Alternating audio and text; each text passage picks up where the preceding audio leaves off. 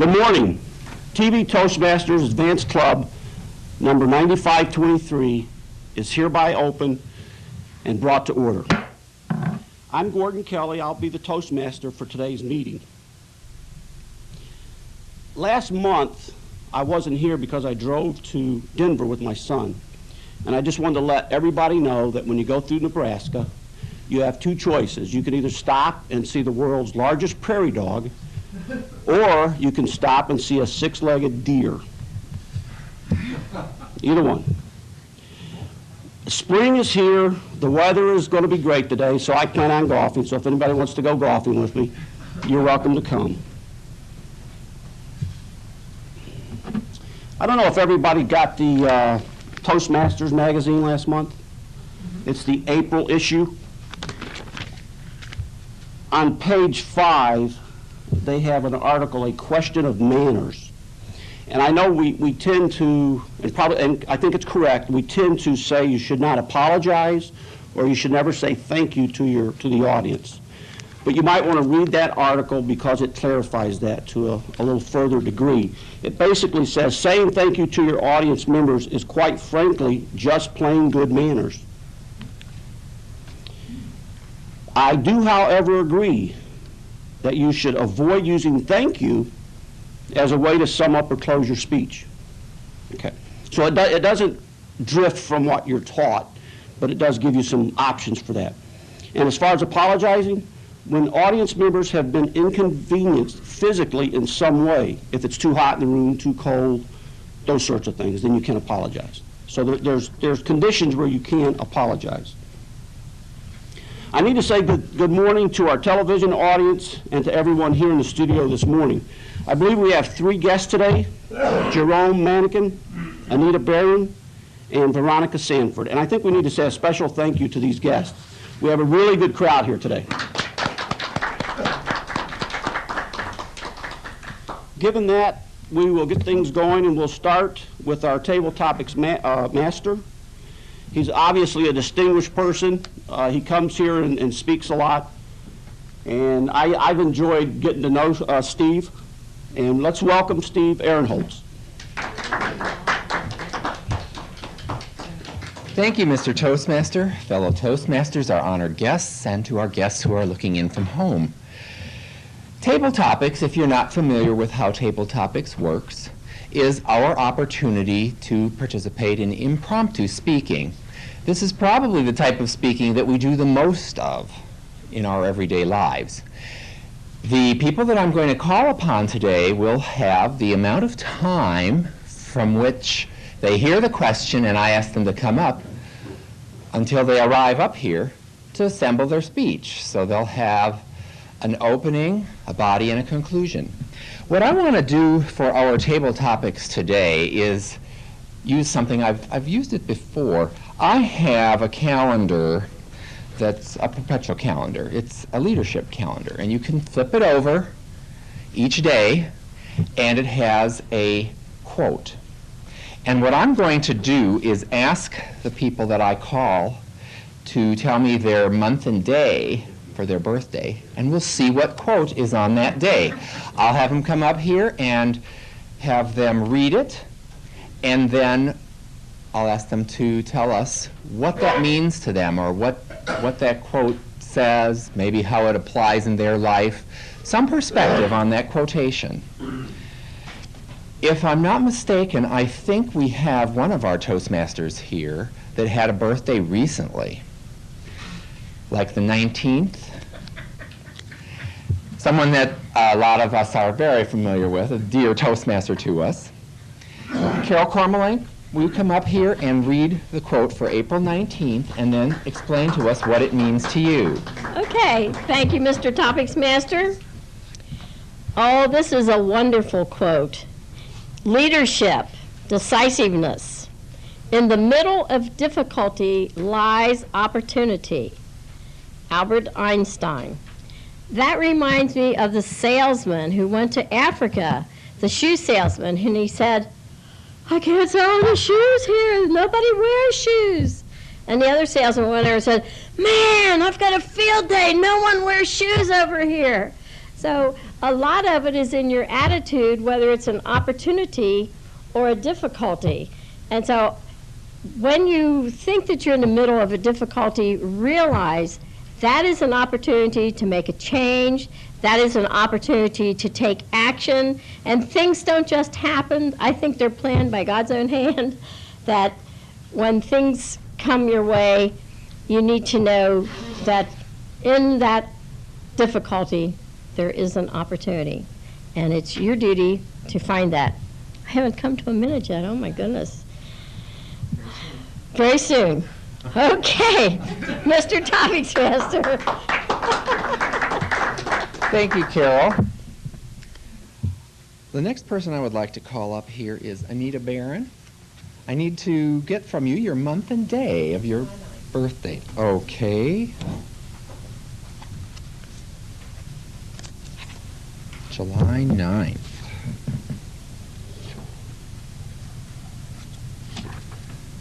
Oh, okay. Oh, that's a nice one, too.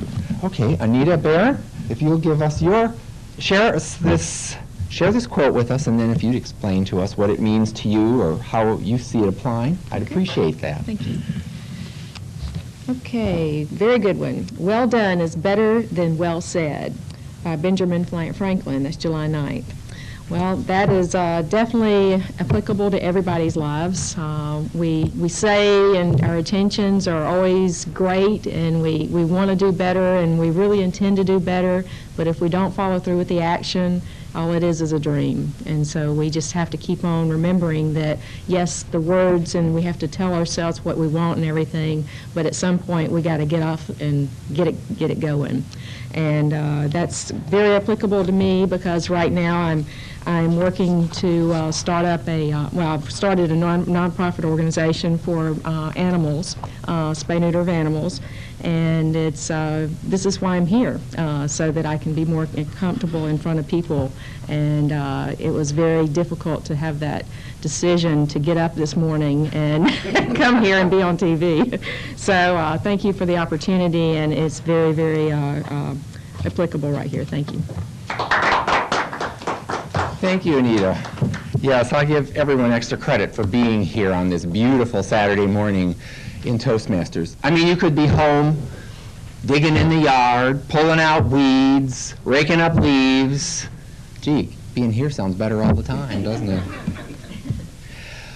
The next Toastmaster I would like to invite up here for Table Topics is a guest who hasn't visited us for some time, Jerome Manigan.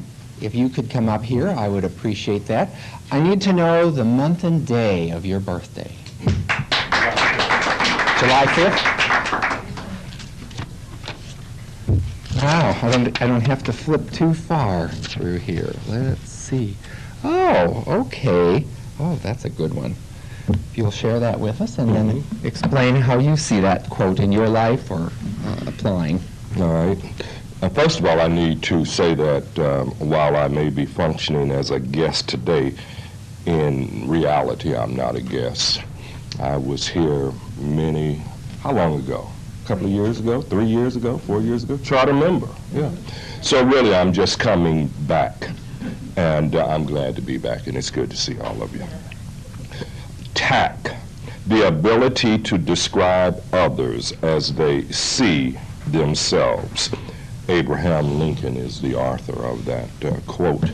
I suppose that is the ability to humble oneself and to allow someone else, regardless of how erroneous their impressions of themselves might be, to allow them to have those impressions.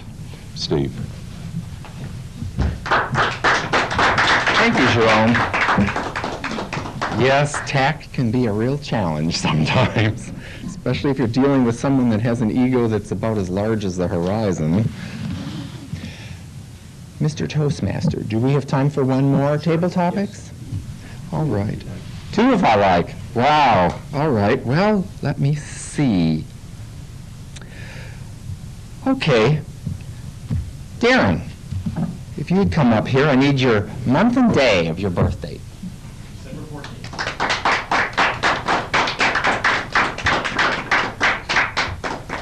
All right. are. Okay, thank you. Stewardship. There is nothing better for a man than to enjoy his work, because that is his lot. Mr. Tabletopics Master, fellow Toastmasters, that's a very interesting quote. I think as someone who has worked since I was probably 16 years old, I do think that a lot of us tend to take on, a lot of our persona comes from what we do in life, meaning our work really has a lot to do with our impressions of ourselves. And I think that I've seen people who have maybe lost a job or had some difficulties at work. You can see how it really affects their self-esteem. So I think it's very important for all of us to really basically find something that we enjoy in life, because I think that it's very difficult to go through life. Whatever your work may be some working at a corporation, your work could be a nonprofit organization, your work may be raising kids at home, but whatever that work is, I think it's very important that you enjoy it and that you take great pride in it and that you do the very best that you can, because I do think that, the things that make us who we are the family and friends around us, but also what we do in life. And I think it's very important that all of us have pride in what we do. As I said, whatever that may be, I think it's very important that we learn to love what we do and that we also get involved in things that we think are important. So I think that's a very appropriate quote, not something I'd ever thought about, but as I said, I've seen people who've gone through difficulties at work, and I've seen how it's affected their self-esteem. So I think it's a very important quote and something that all of us should probably realize, that is something that's very important to all of us, whether we want to admit it or not. Mr. Tabletopics Master. Thank you, Darren. All right, I have one more that I can give you one of the quotes that I really like in here, and then I will conclude our table topics for today. And I'm thinking I have it marked in here. It speaks to teamwork, and I like it. I may not actually be able to find it, but I know what it is. The quote goes, "No one can whistle a symphony. It takes an orchestra to play it." And that reminds me, especially sometimes when I'm getting frustrated with people that I have to work with on a team, that no one can do everything by themselves, and together we can all accomplish a lot more. Mr. Tabletopics, or excuse me, Mr. Toastmaster. Thank you, Steve. Well, if anybody tried to communicate with me yesterday, you probably couldn't, because my computer, I switched locations at work, switched jobs actually. Computer went down, turned out to be a cable, and this lady came over to help me, and I really didn't know this lady's age. I was telling Carol before the meeting, and she was just totally willing to get down and crawl under my desk and try to fix this cable or whatever was wrong. And she did it twice. Well, I wasn't wanting to go down there and do anything. I mean, my knees, it's like been, and I asked her, I said, "How long have you been here?" She said, 39 years I've worked here. So she had to be a little older than me. But she did it, she didn't care.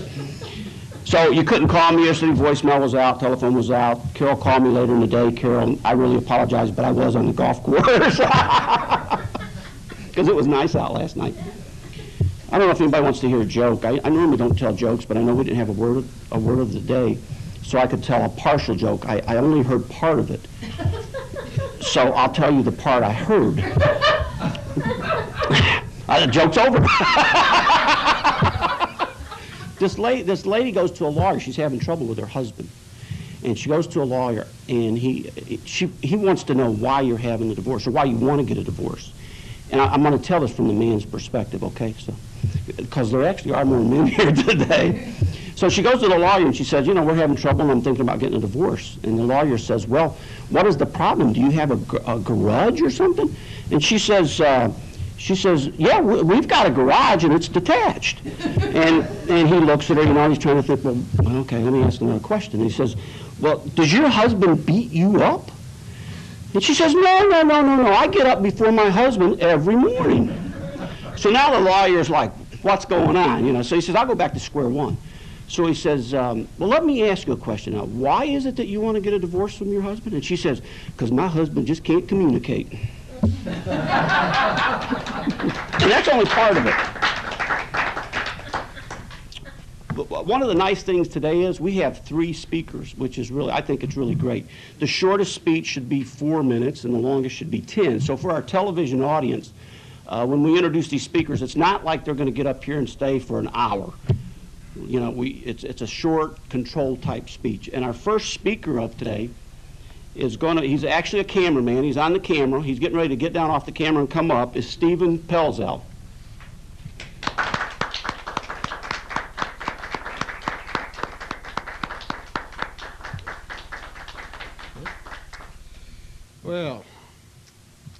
Well, my name is Stephen Pelzer, everyone. I'm sure you all know Rick Davis. He's the officer from NIOSH. I actually clean his room every day at work. Well, I'm actually a contractor with Goodwill, and we actually have a contract with the government that says I have to go and clean Rick Davis's room every day. So that's what I do. And he and Rick and Bill Murphy, they're actually section leaders, and I have to clean both of their rooms, which is basically with the same big room, but I get paid for it, and so it's good. And then one day, Rick Davis decided, well, why not we give Stephen Pelzer an opportunity to work on his communication skills and come to Toastmasters, see if he can make something of himself. So here I am, and I'm currently enrolled in the University of Cincinnati, and right now I'm working towards a job within the broadcast and film industry. So, and I'm about 4 more years away from that goal. So right now, and this is a part of me building my resumes so that I may one day obtain employment somewhere. So I'm sure every one of you had to start in the job industry at some point.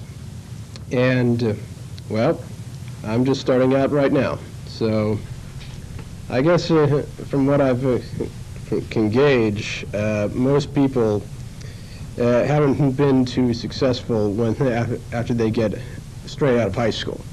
But unfortunately, I found NIOSH, and, well, here I am. So basically, what I feel that my profession is, I should probably become a screenwriter. As you already know, the movie and entertainment industry is kind of, well, the quote-unquote, everything's been said and everything has been done. So there's really nothing new out there.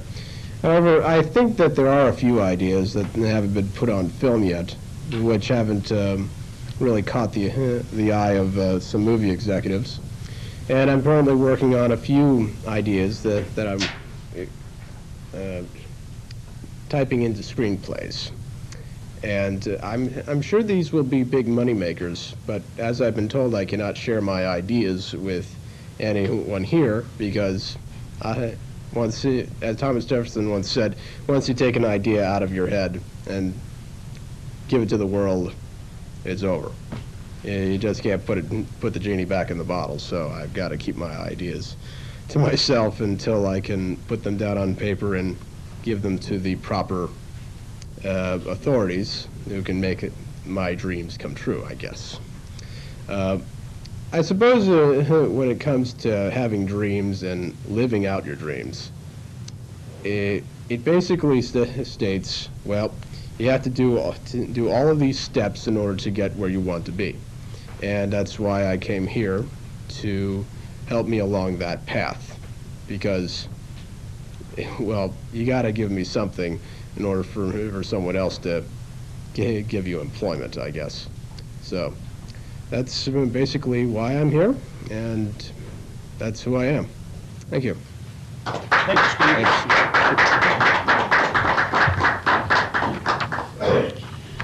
I'll read the intro to the next speaker. This speech is entitled Television History Studies. Now at the age of 60, Joe Schwerling has been watching television for over 50 years. Choices have expanded from a handful of black and white channels in the 50s till today. Literally hundreds of colorful viewing and listening options are often available via cable, TV, and satellite systems. Nevertheless, Joe has just recently discovered an enjoyable new research alternative to help satisfy his craving for historical data while gaining insights into better understanding of human behavior and current events. Let's welcome Joe Schwerling.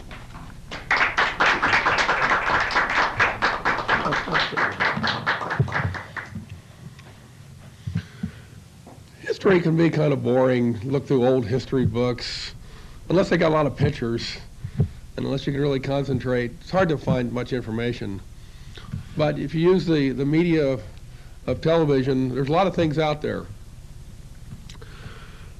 As stated, I've had 50 years experience in this field, starting with the morals that you learned on the Mickey Mouse Club after school during the week. I grew up as color was introduced with Star Trek, and they told us how to handle international affairs. Don't interrupt the civilization that's doing okay on its own. Just let it progress. A technique that we're learning to adjust to now, I think.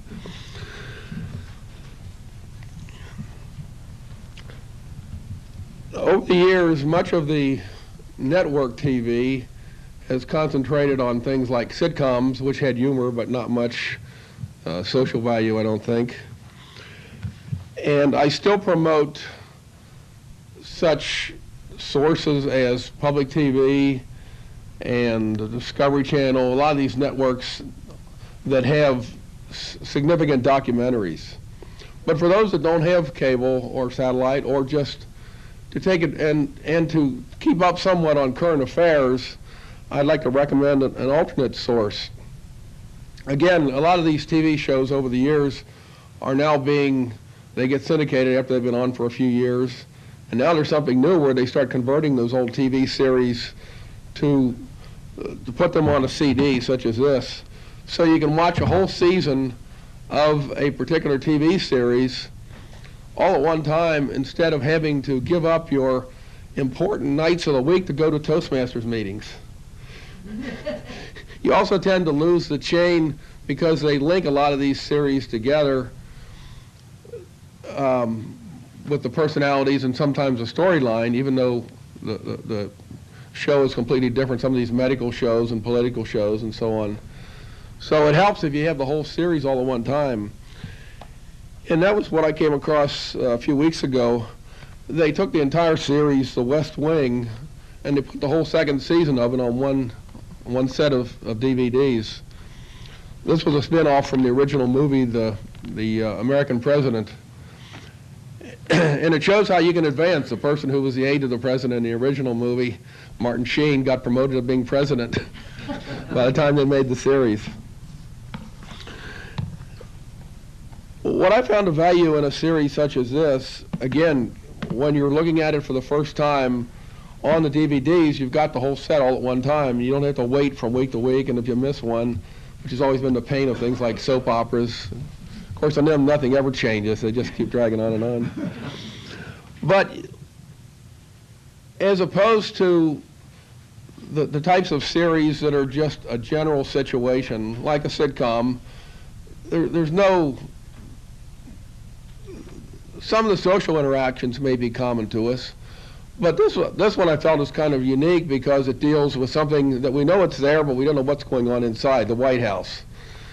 What happens, various aspects of the political strategy that's going on, the press relations,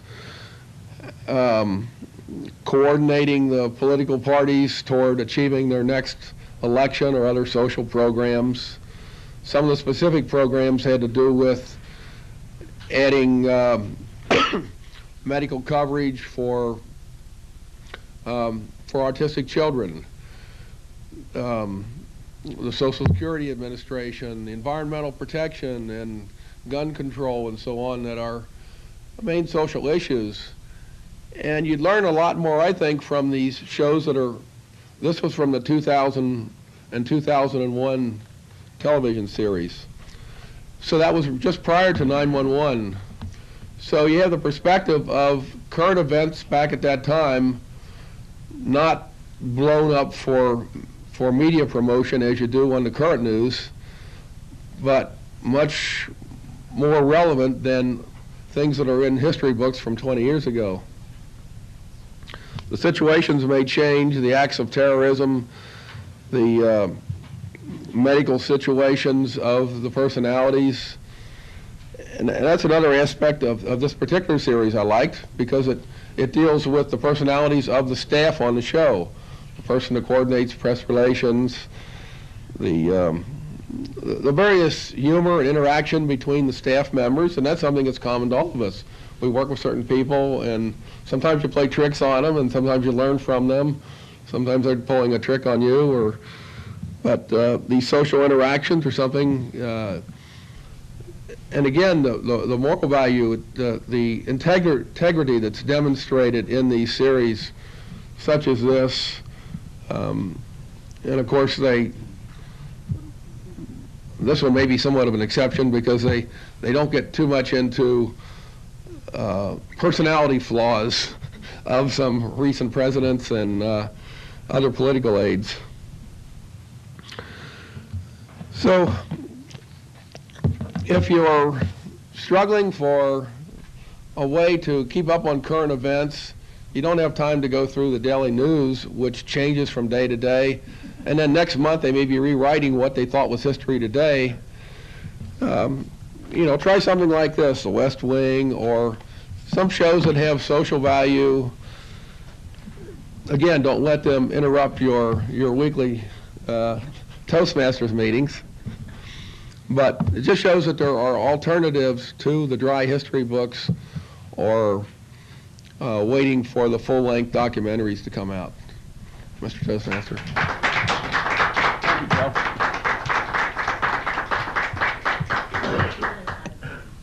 Pardon? 1 minute of silence. It could never happen to me. This is a title that really, I've already talked to Dick Reed a little bit, and it really sounds like something that everyone's going to enjoy listening to. Dick Reed joins us to share a true story of a homeless family that was aided by one of the Interfaith Hospitality Network chapters in Lebanon, Ohio. He hopes to inspire some of you to take action to support one of the chapters near you. Dick Reed. Thank you, Dick.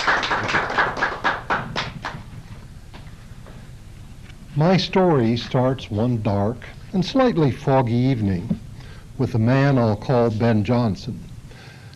Now, that's not his real name, but the events that I'm describing really did happen. Ben worked hard in the factory, and his hard work was paying off. He had been notified that he was soon to be promoted to a supervisory position with a small increase in salary. So he was celebrating, and he bought some Cokes and some potato chips and was on his way home with them when all of a sudden a car came around the corner and hit and killed him. The details of the story will never really be known since the hit-and-run driver was not caught. But my story is not about Ben, but about the people he left behind, his wife Jenny, his daughter Kara, and his son Ben Jr. They were a young family. Jenny stayed home with kids while Ben worked. They didn't have much money and lived in an apartment. They planned to buy a home, but that would have to wait until Jenny could go back to work. But in the blink of an eye, all that changed. Jenny didn't have much time to grieve, however. She knew she must go to work to support her children. She had a high school diploma and some job skills, and after a lot of searching, she managed to find 2 part-time jobs. But even those 2 jobs did not pay as much as Ben was earning, and so she knew she was going to have to take some drastic steps to reduce her budget, like finding a cheaper apartment, but that proved impossible. So in desperation, she asked her mother-in-law if they might be able to move in with her. Now, her mother-in-law was a widow and lived in a 1-bedroom apartment, and so it was very crowded, but Jenny sold most of her furniture, and they were able to move in and gradually settled in and became reasonably comfortable. Jenny concentrated on pleasing her new employers, and she worked overtime whenever it was offered. As you might have guessed, however, our tale doesn't end here. One morning, Jenny awoke to find her mother-in-law dead of a heart attack. Well, that was pretty much of a shock, and before she had even recovered from the shock or been able to find any other child care facilities to take care of her children so she could return to work, the landlord knocked on their door and said, "I'm sorry, Jenny, but the lease was in your mother's name.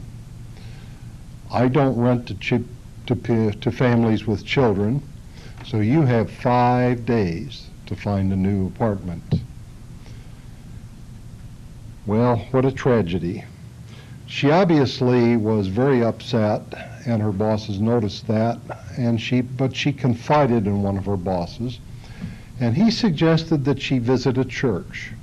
Now, Jenny wasn't a churchgoer, but she screwed up her courage and went in anyway,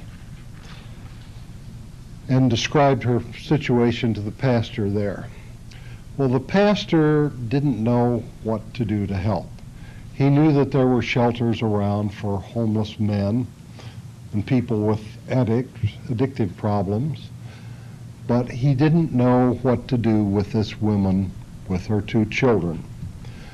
Nonetheless, he got on the telephone and called around and finally found an organization that had been recently formed in Lebanon called the Interfaith Hospitality Network.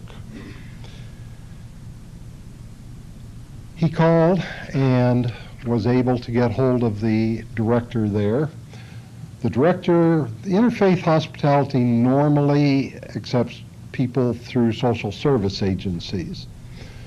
But in this case, the director suggested that the pastor bring Jenny and her children over for an interview.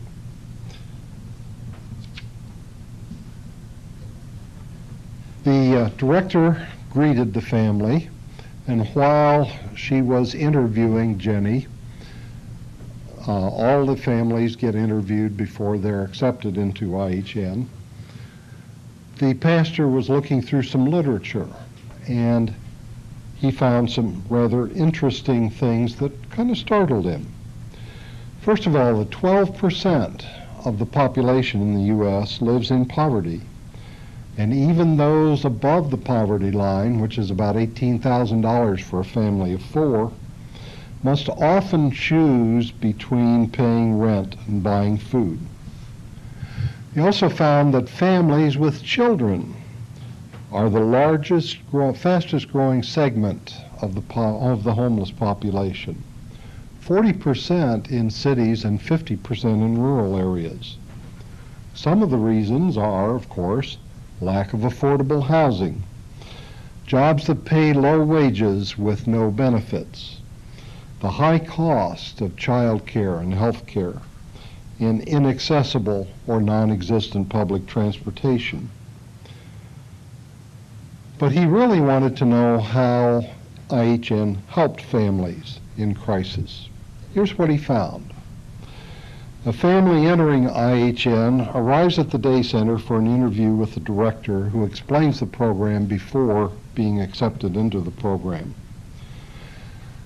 If accepted into the program, the family is transported to the host congregation in the evenings where they will join other families. At this church or synagogue, volunteers greet the family and help them settle in their private sleeping area. Then volunteers and guests dine together in a family setting. Children may do homework or participate in watching television or playing or reading. Adults, on the other hand, prepare for work or search for work or just relax.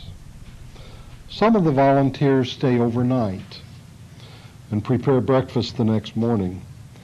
Families then travel to the day center where they can take a shower and get on with their business of either going to work or searching for work or whatever is necessary. 7 weeks. On Sunday, the families all moved to a new host congregation. So they stay for 1 week in any particular church. 7 weeks is the average length of stay for a guest family in an IHN host church. Over 80% of the families will receive either permanent or transitional housing before they leave IHN. This all sounded quite wonderful to the pastor, but he still was wondering how IHN accomplished all this. How did they find these host congregations and the volunteers to help? And how did the IHN director find jobs and housing for people? Well, host congregations must have adequate space to house 15 people, generally 3 to 6 family units in private spaces, and these are usually classrooms. They also need a kitchen with adequate storage space for breakfast and lunch supplies. But most important, they must have members that are willing to share their building for 1 week, 3 or 4 times a year. Volunteers, he found, came in part from the host congregation and were joined by other churches who often supplied meals and overnight hosts. Other volunteers work in the day center or help to raise funds. The IHN director is the only paid employee of IHN, and that is a social worker with close ties to the community. She or he knows what agencies or businesses are able to provide help for the families in the particular help that they need. Many GEDs and even some college degrees were helped get started by contacts through the IHN director. Intensive case management for each family is what gets the job done. More than 4,500 congregations and 110,000 volunteers nationwide are involved in the IHN programs. The pastor was gratified to learn that more than 130,000 people have already been helped by IHN. He was no longer surprised to find that half of those people are children under 6. And he also knew what his next sermon topic would be next Sunday. So you see, this story is really about the homeless you don't see on the news. It's about people who don't have addictions or mental disturbances. It's about people who have families and need somewhere to turn when life deals them a bitter blow. And it's also about you, because you can be the volunteer who changes lives. There are 2 IHN networks in Cincinnati, 2 in Warren County, and 1 in northern Kentucky.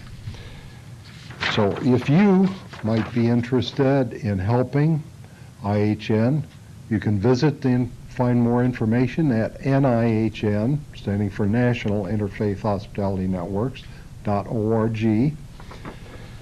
And there are also some telephone numbers in the local Cincinnati telephone directory that you can look up and call. So we hope that you will find compassion in your heart to help the IHN people, and I know it's very worthwhile, very rewarding. You won't regret it. Thank you. Thank you, Dick. At this point in the program, we will do an evaluation of basically what has taken place with each speaker, the grammarian, eye counter, time report, that sort of thing. And with us today, we have a guest, Veronica Stanford, which will give us, at least begin the evaluation process.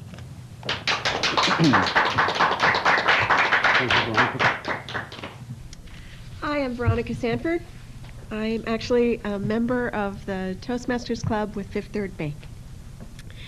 As general evaluator, I'm going to be both introducing and evaluating the evaluators the timer, and the person who stepped up to the plate to be our grammarian and awe counter, Carol Cormelink. So now I would like to introduce Sheila Mudd Baker, who will be evaluating Stephen Pelzer. Sheila?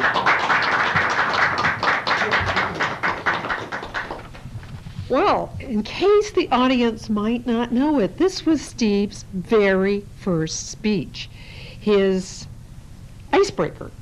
And the speech was a 4 to 6 minute introduction to the world of who Steve is.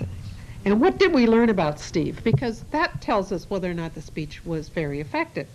We certainly learned that Steve is sensible, he's hardworking, he's careful about what he says. He certainly is not going to tell anybody about his screenwriting projects.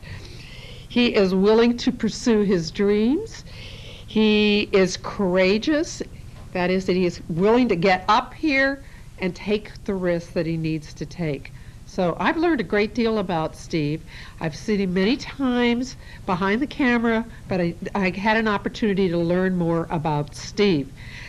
Steve opened up with why he even got here, how he got here, by working at NIOSH, meeting 2 people from NIOSH who were involved with Toastmasters, and they happened to be connected in some way with us. And he came here to get his opportunity to learn more about public speaking. He told us about his college courses. He told us about his dream about being a screenwriter. And I was very impressed that Steve used a quote from Thomas Jefferson, which in most icebreakers, people are so nervous that they didn't even think about doing the homework of getting an appropriate quote. Steve, you finished a few seconds short, just a tiny bit short. And I was amazed that you were almost exactly on point on the amount of time that you needed, 4 minutes. You work without notes. If you worked with notes, I didn't see them, and I was sitting right in front of you. That is very impressive for a new Toastmaster to work completely without notes. You had a great sense of confidence, and that is also very impressive to all of us. Most of us, when we have to give a public speech, our first speech, we are holding on for dear life, trying to keep from shaking. You gave this sense of, oh, I'm talking to my best friend, which was great. I would like to see in the future, and I know we're going to see this, a little more vocal variety, and I know you're going to be able to do that because you did so well on your first speech. So you'd be able to use a little more hand movements. You did a great job for your first speech. I'm going to see more hand movements. I know we're going to see more facial expression. I am really looking forward to your next speech. Madam General Evaluator. Thank you, Sheila. One of the things that the evaluators are working to do is to give the sandwich effect, which is encourage the person who's giving their speech, compliment them on the things that they did well, and then discuss in a constructive way the things that they can improve upon. And Sheila did a great job with that. So then they close with more encouragement, because the point of being here at Toastmasters is to get better, which is what we're all working on. The next evaluator that I'm going to be introducing is a guest here, and his name is Darren Henderson. Thank you very much, Darren. I appreciate you stepping up to the plate. Thank you, Madam General Evaluator, fellow Toastmasters, and especially Joe. The title of Joe's speech was Television History Studies. And Joe's objectives were to collect information about the topic from numerous sources and to carefully support his points and opinions with specific facts, examples, and illustrations gathered through research. And Joe, first of all, I'd like to thank you for getting up here when you're obviously under the weather. Those of us who know Joe know that his voice isn't normally quite that deep. I thought your topic was TV, and that's something we're obviously all familiar with. I really liked your opening when you talked about how television affected you, how you learned some things from the Mickey Mouse Club, and also how you learned things from Star Trek, which I'd never thought about. Star Trek taught us not to invade other civilizations and try to, bring our opinions on those people. So I thought that was an interesting point. Also, your main concept was that we can learn a lot from current events, about current events from various TV shows. And you used The West Wing as an example for that, and I thought that was a very pertinent show, because that show is obviously very filled with current events, and they pretty much take current political topics and kind of weave that into the script. And obviously, if you weren't a West Wing watcher, you obviously did some research in trying to get up to speed on the show. So I thought that was a very good use of that show as a topic of making your main points. I thought you were very comfortable up here. You had very good eye contact with the audience, and you didn't appear to use notes. Maybe they were down here, but I did not see them. And overall, I thought you had a very good presentation skills up here. I thought there were a couple points where you could have made this speech even a little bit more powerful. And the main way would be, when you first started out, you talked about the Mickey Mouse Club, you talked about Star Trek. I thought if you had continued in that strain where you just kind of ran down several different shows throughout history that really had kind of ties in with current events, that could have been even more powerful than focusing on just the one show of the West Wing. A couple examples I thought of were, I know All in the Family was very pertinent, had a lot of current events ties with the generation gap between, Archie Bunker and his kids and son-in-law. I know MASH drew parallels between the Korean War and Vietnam, so I think all throughout histories, there are examples you could have used and kind of taken us all the way from the Mickey Mouse Club up to the West Wing, instead of just focusing on that one show. That may have been a more powerful speech overall.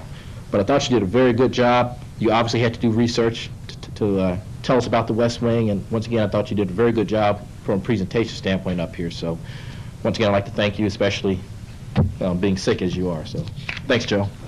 Thank you. Thank you very much, Darren. Our next evaluator will be Steve Ahrenholz, and he will be evaluating Dick Reed. One other comment that I'd like to make very quickly about evaluation is that our evaluation really isn't to the benefit of the Toastmasters and the club. It's specifically to the benefit of the person who's being evaluated. And both evaluators so far have done exactly that. They've spoken to us in general about what topics that they noted, but they also spoke specifically to the person who is being evaluated. Thank you very much. Steve? Thank you, Madam General Evaluator, fellow Toastmasters, our television audience guests, and Dick. Dick was giving his 10th speech from the Basic Communication and Leadership Manual, and the objectives of his speech were to understand the mood and feelings of our audience for a particular occasion, and in this case it applied to a general audience, something that could affect all of us, and to put these feelings into words and inspire the audience using the various techniques that he's learned from previous speeches that he has given. I want to commend you on your opening for your speech. I really liked the way that you started out by giving us this little story and things were looking up, and then all of a sudden something happened and this family finds themselves experiencing misfortune over which they've had no control. This is something that I think happens a lot more than most of us realize, and we've learned even with some of the revisions in bankruptcy law that a lot of the people that are actually facing this often are in that situation because of catastrophic health circumstances or something like that. I wanted to comment you on the appropriateness of your speech. I think that this is something that probably a lot of us know in the back of our minds, that often there's very little that stands between us and misfortune. And every day that it doesn't happen, we're fortunate. We're blessed for another day. But this is a group that you describe to us that helps people who need help like this. And one of the things that came to my mind as I was listening to your presentation here and the way you assembled your speech is something that I had heard from one of the past Toastmaster conferences. We'd heard from David Brooks, who was the 1990 world champion Toastmaster speaker. And one of his points was, when you speak, make a point, tell a story. Make another point, tell another story.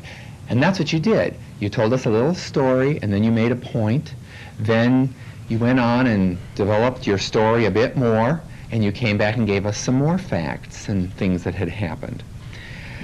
Your words did convey a strong image. You really, I was taken up with your story. I had to remember I was evaluating you. Your body language and vocal variety was appropriate. I really like your conversational style. It's like you're talking to each one of us. And your body language was appropriate for the speech that you were giving here. Nothing elaborate or anything like that, but when the landlord was speaking to the woman and telling her that they had to vacate her deceased mother-in-law's apartment, and you had that they had 5 days to get out, that's not a lot of time. That's just one work week. And she's trying to work and deal with all these other things. Your greatest strengths, I would say, are your speaking rate and volume. Also, excellent content. Your body language was appropriate. I liked your opening. You made a point, told a story, made another point, told another story. I'd like to have you rely a little bit less on your notes. This is something I struggle with myself. And the material that you had, I think, with just a little more effort, you would have easily achieved that. I also think that your vocal variety and your speaking rate is excellent, but I think you could use a little more vocal variety to convey some emphasis. Otherwise, I always enjoy hearing your speeches, and I look forward to hearing your next one. Madam General Evaluator.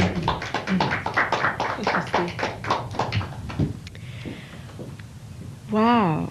Oh, this is one of the things that I have to point out that's different about this club. This is a senior Toastmaster club. Sometimes we get beginners here, but the evaluations that you're going to get at this particular club are going to have much more in-depth power and experience to them. And so, Steve, I thank you very much. The next person, I've been to other clubs. I've been a member of 2 clubs so far, and the senior level analysis is really exceptional and still being positive. So this is encouraging. Now, our next person who's going to be up here is one of our new members of the club, and her name is Mary Arms. While we're waiting for Mary, I'd like to also say that for people who are speaking on TV, there's an extra level of stress which you just wouldn't expect in normal conversation. So I really give people a credit here for, especially for being on TV. Thank you, Mary. Okay, forgive me, everyone. I have never done this before, okay? Okay, I'm going to talk about the table topics. Carol, you did 1 minute and 5 seconds. Anita, you did 1 minute and 7 seconds. Jerome, 55 seconds. You were 10 seconds short of a minute. Darren, you were 1 minute and 44 seconds. And Michael, 1 minute and 21 seconds.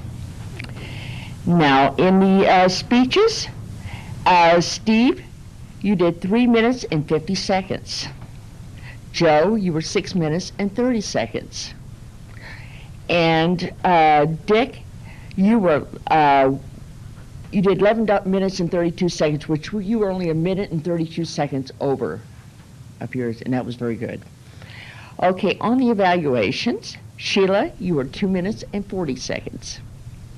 Darren, you were 2 minutes and 40 seconds. Steve, you were 3 minutes and 44 seconds. You were 14 seconds short. And Carol, total 4 minutes and 4 seconds. And thank you very much. Thank you so much, Mary.